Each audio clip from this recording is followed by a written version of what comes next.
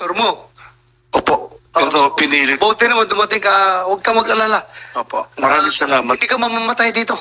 Maraming salamat Kahit po, ano Your sakit mo, Honor. hindi ka mamamatay dito. Bumulot ka pa nga ng baril. Kaya mo yan, huwag ka mag-alala. May doktor tayo dito, ha? Pag ikaw ay magsabi ka, kung medyo tumaas na yung dugo mo or pakiramdam mo. Kung, Kwan, ready yung doktor, ha? Sabihin mo, mag-standby ng doktor dito. So, huwag ka mag-alala. Maraming May doktor salamat dito. po, Your Honor. Akala ko hindi ka na magdating. Thank you. From here, let us begin with the presentation ng mga resource persons. Unahin natin muna yung the person himself, the biker himself, Alan Banjola. Please enlighten us what really transpired. Upo ka lang. Lahat, from beginning to end, up to this moment.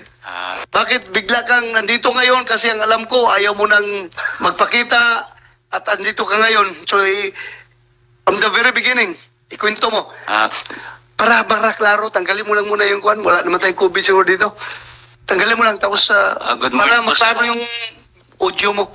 Go ahead, you have the floor. Sige po. Good morning po sa inyong lahat na nandito po ngayon, lalo na po sa inyo, mga Your Honor.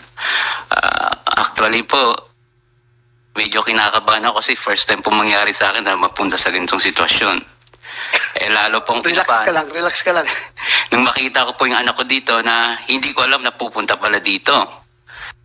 So, ganun pa man po, sasagutin ko po kung ano man yung inyong tatanong sa akin sa abot po ng aking makakaya. Maraming salamat po. Yes, ikwento mo na lang. Nangyari Hindi tanungin. From the start, paano nangyari lahat nga, ha? Sige po. Nangyari po kasi to ng August 8 po. Sa yung kaalaman, ha?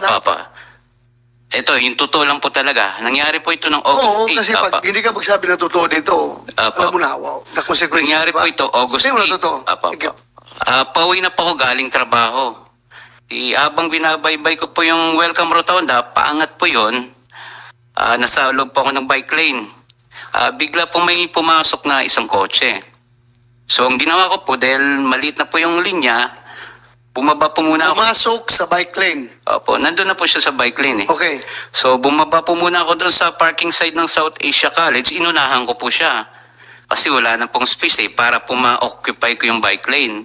Dahil nga bisikleta lang po ako, naabutan pa rin po ako ng bike. So, nang time po na yun, nagit-git na po ako sa gilid sa loob ng bike lane. So, wala po akong choice kasi pag hindi ko po tinapik yung kotse niya, either matumba ako sa kotse niya, masagasaan po ako, o mabagsakan ko yung mga pasahero na nag-aabang na masasakyan. So, pagdating po doon sa unahan, uminto po si Ginoong Gonzales.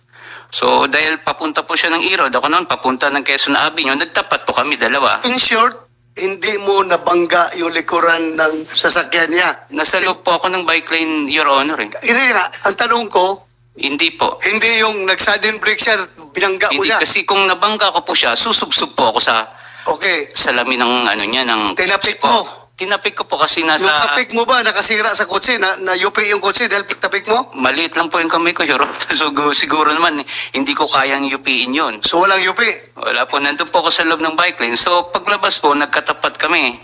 So, nakita ko nga, medyo may edad na si Ginoong Gonzales. Medyo siguro, dahil na rin po sa traffic, medyo pagod na rin, uminiter po siguro ang ulo niya. So, ako naman po, hindi ko na po siya pinansin kasi parang tatay ko na rin po eh. Dumiretso na po ako. Dahil doon po sa kanto ng Welcome Rotonda, may mga lumiliko pong sasakyan na galing E. Rodriguez, saka mga sumasakay po ng mga pasahero. Lumabas po muna ako konti ng bike lane kasi hindi po makakapasok eh. Siyempre naman po, nang pabalik na ako ng bike lane, doon na po pumasok si Ginoong Gonzales. Doon na po niya, nangyari po yung kinat na po niya ako at nabangga ko na yung gilid ng kotse po niya. Before that, wala kayong sagutan? Yung una, yung Hindi ko na po sinagot niya? Hindi ko na po inal si Ginoong Gonzales kasi nga alam ko mainit na pong ulo. Paano mo masabing mainit ang ulo? Anong Kasi pinasasabi iba niya? na po yung itsura niya po eh. So, Alam mo may galit na po talaga sa mukha niya. Siguro dahil na rin po sa pagod, dahil sa edad na rin ikaw po. hindi ka rin nagalit? Hindi po ako nagalit, sir. Hindi mo siya Kasi minura? nang nakita ko po siya nagalit, wala rin pong mangyayari pag kinausap ko siya. Dahil ang taong galit po, pag kinausap niyo, sigurado, walang patutunguhan yung usapan niyo. Yeah, wait, Mr. Chairman, with your permission, tanong ko lang gaano kalakas yung iyong pagtapik sa kotse? Ang tapik ko lang po parang normal. Medyo may kalakas. Kasi sa totoo lang, Hindi, kasi sa isang interview mo, na amin mo na may nangyaring may natapik mo, gaano kalakas na? Kasi, Mr. Chair, paglabas ni Mr. Gonzales, mainit ang ulo eh. So, gusto ko lang ang malaman. tapik ko na, siguro nakatatlong ko sa kanya po, pokpok na gano'n sa gilid. Kasi para makauot ko po yung attention niya na, nagigit-git mo na ako. So doon po, nandun na po kami sa kanto ng Kitanlad, doon na po nangyari, nabangga ko na yung gilid ng kotse niya kasi alanganin na po, talagang padiretso na po ako eh. So ang nangyari po doon, lumabas na po si Mr. Gonzales, si Ginoong Gonzales, tapos yun nga po, bigla niya ako sinapok nasa lubong ko rin ng helmet.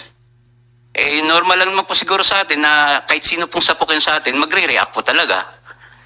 So doon na po nangyari, kinasaan niya ako ng barel, na bumunod siya. So after po noon,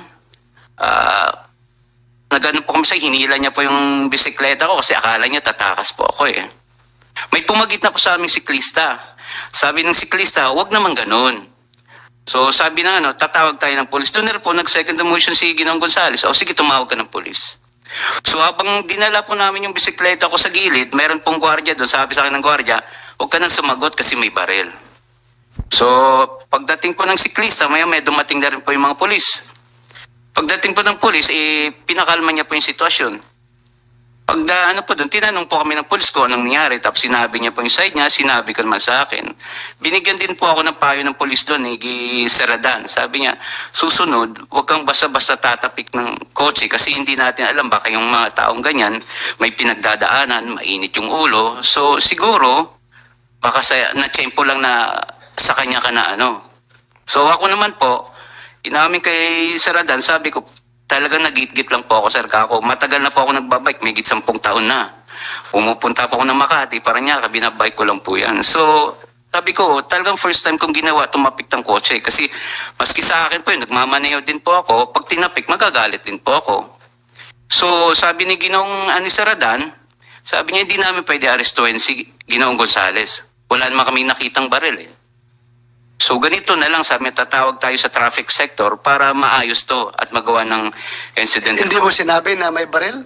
Sinabi ko po sa kanya. Tapos ang sabi ng polis? Wala naman po silang nakitang baril, sir eh. Wala silang nakitang baril? Opo, pagdating po nila. Sinumbong mo? Sinumbong Kasi may ko. baril yan, Opo. kinasahan ako. Opo, pero sabi nga nila, wala po silang nakitang baril, kaya hindi po nila pwedeng arestuin First, si Adan. Gonzales. Adan. Yung Adan. Hindi ba inimbitahan lahat dito na involved? Sige, continue. So yun po, nang tumawag po si Saradan sa traffic sector, siguro mga 30 minutes, dumating na po si Sir Rasay. Galing pa po sa isang responde sa traffic incident. So tinanong niya, anong nangyari? Sabi ko, yun nga, ginit-git po ako ni Ginoong Gonzales, nabangga ko siya, yun na po, na may baril siya. So sabi niya, ba't wala ka sa bike lane? Sabi ko, na lumabas ako kasi kinat niya ako kako.